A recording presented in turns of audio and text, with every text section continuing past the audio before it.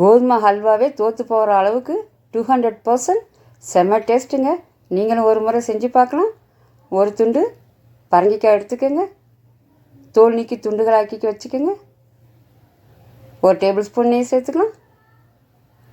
நறுக்குன பரங்கிக்காய் இதோடு சேர்த்து 3 நிமிஷம் நல்லா வதக்கி கொடுங்க. பச்சை வாசனை போகட்டும்.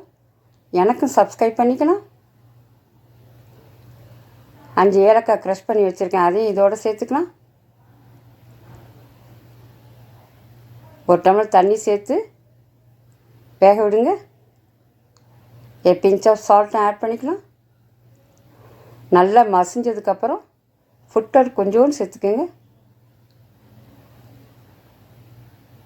அரை கப் சர்க்கரையும் சேர்த்து நல்லா கலந்து கொடுங்க. எண்ணெய் பிரிஞ்சு வந்ததும் முந்திரி பருப்பு சேர்த்து நல்லா கலந்து ஒரு பவுலுக்கு மாற்றி சாப்பிட்டு சந்தோஷப்படுங்க.